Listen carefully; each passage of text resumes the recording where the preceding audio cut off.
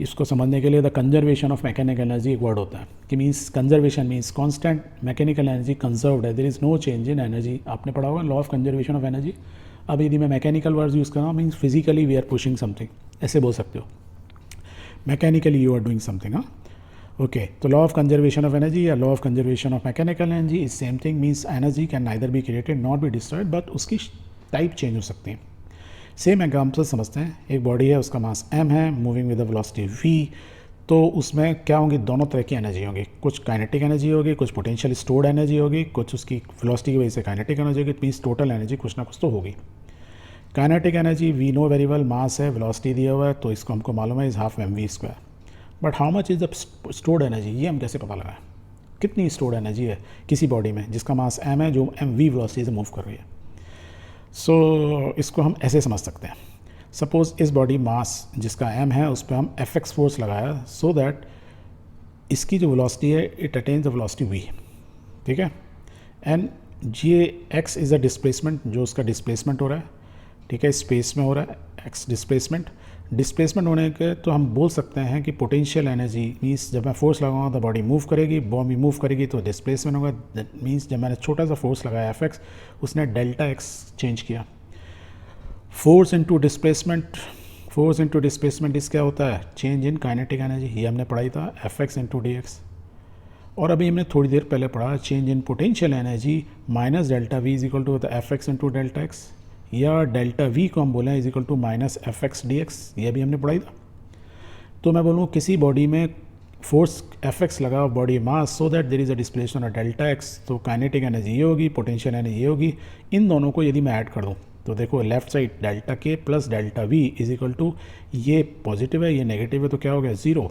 Now adding both equations what we are getting it delta K plus delta V is equal to zero, that means total change in energy इस potential energy में कुछ change हुआ, कुछ kinetic energy में कुछ change हुआ, दोनों का जो सम है zero, that means the energy is conserved, there is no change in energy. Why we are saying mechanical, because we have put some pressure force, as a result there was an displacement.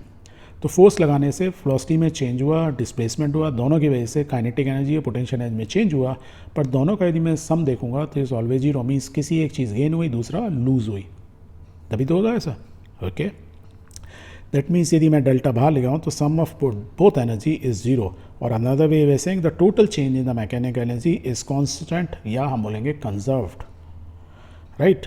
So always simple form में potential energy यदि घटती है तो kinetic energy उतनी gain होगी, यदि kinetic energy घटती है तो पोटेंशियल एनर्जी उतना गेन होगी, so that sum is always zero.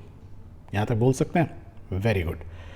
Okay, let's take our previous example again once again, कि ये बॉल है, इस केस में ये बॉल कैस पे सरफेस पे है, क्या हम बोल सकेंगे इसकी काइनेटिक एनर्जी कितनी है, वी कैन से बिकॉज इसकी कोई वेलोसिटी नहीं है, जस्ट रखी हुई है, काइनेटिक एनर्जी जीरो।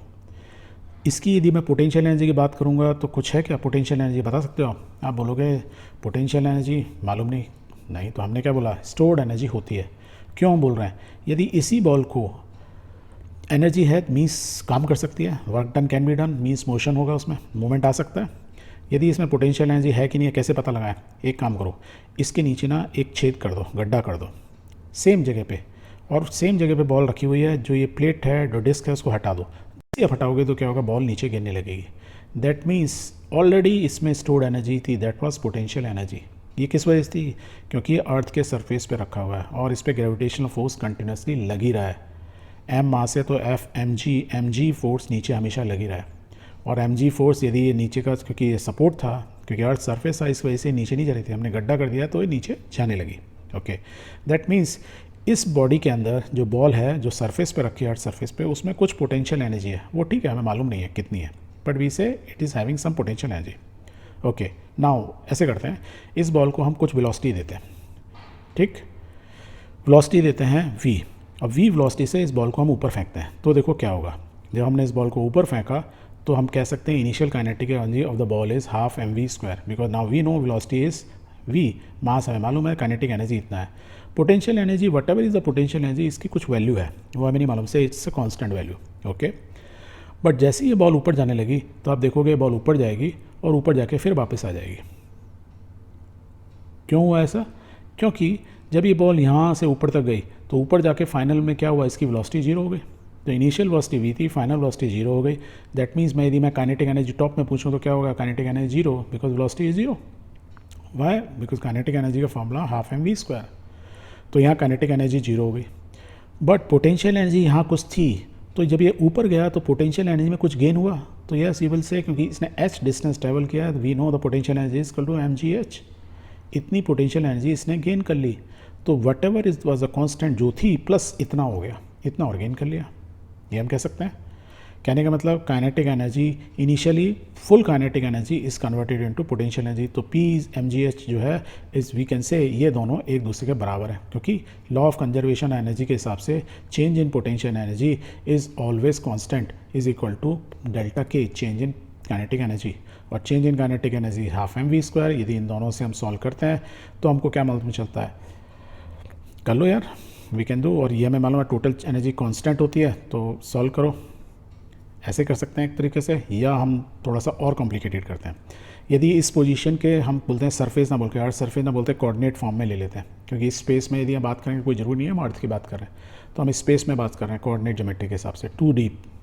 तो xi yi is the initial position of this mass, final position is xf yf, ये उसकी पोजीशन है। दैट मीन्स 2 पॉइंट हमें मालूम है, तो हम इनका डिस्टेंस निकाल सकते हैं दोनों पॉइंट के बीच में, आपको आता ही निकालना। दैट मीन्स h मालूम है हमें, और ये हम वर्टिकल डायरेक्शन में ले रहे हैं, तो हम मान लो y को नहीं लेते हैं, एक्स डायरेक्शन में ले रहे हैं, तो हम वी कैन से कि हमको जो h की वैल्यू है for different value of x we know कि व्हाट इज़ दैट।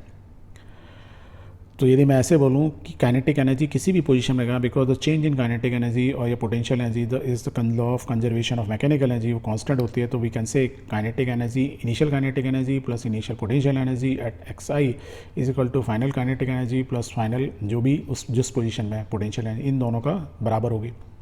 एक ही मतलब है, मैं घुमा घुमा के सबको समझा रहा हूँ। कहने का मतलब the total mechanical energy of the sensitive conserve if the forces doing work is on it are conservative. मतलब जब इस बॉडी, ये बॉडी जो नीचे आ रही है, जो फोर्स लग रहा है mg is the force where m is the mass is constant, g is always constant. Because हमने क्यों बोला, क्योंकि radius of earth is so large कि उसके लिए ये हाइट कोई खास मैटर नहीं करती है, unless and until it is few kilometre, 8-10 kilometre होगी तब तो वेरी कर रही है। अदरवाइज बिल्डिंग क्या होती है, 100 मीटर, 200 मीटर, 500 मीटर, इससे ज़्यादा नहीं होती है, तो it's negligible. That mean g is more और लेस कांस्टेंट, इज़ कंजर्वेटिव। तो force is conservative means constant. When force is constant तो सम पूरी काइनेटिक एनर्जी यदि चेंज होगी, उतना ही काइनेटिक पोटेंशियल एनर्जी में चेंज होगा, या वाइस वर्सा होगा। ठीक है, ओके। तो इन दोनों को हम बराबर करते हैं, left hand side is equal to right hand side, M G is equal to, देखो एम एम कट गया, तो G H is equal to half V square. इसको और सॉल्व कर लो, तो यहाँ से वी निकला, we is equal to √2gh। तो हमको potential energy is equal to kinetic energy यदि कर दिया चेंज इन किसी भी पोजीशन पे हम ले रहे हैं, तो ये हमारे वेलोसिटी निकाल सकते हैं किसी भी पोजीशन में। मीन्स ये बॉल ऊपर से जब नीचे गिरी, जब ये बॉल ऊपर से नीचे गिरेगी तो वेलोसिटी h हाइट गिरने पर क्या वेलोसिटी होगी उसकी हम पता लगते हैं, g care to √2gh, this is the formula. और यही फार्मूला हमने v² - 2² इज 2as से भी निकालोगे आप, तो भी आपको वेलोसिटी यही मिलेगी कि इनिशियल वेलोसिटी से 0 थी, final velocity v² is 2, a की जगह होगा g, s की जगह होगा h हाइट गिरने पर, तो यही चीज़ आ गई एग्जैक्टली। तो law of conservation of mechanical energy से भी velocity of a body after travelling a distance h can be easily calculated. ठीक है, और यदि हम इसको रिवाइज करें तो ऐसे बोल सकते हैं कि sum of kinetic plus potential energy change जो total change is always zero. एक एनर्जी दूसरे एनर्जी में कन्वर्ट हो जाएगी, लॉस ऑफ एनर्जी कभी भी नहीं होगा, because it's law of conservation of energy.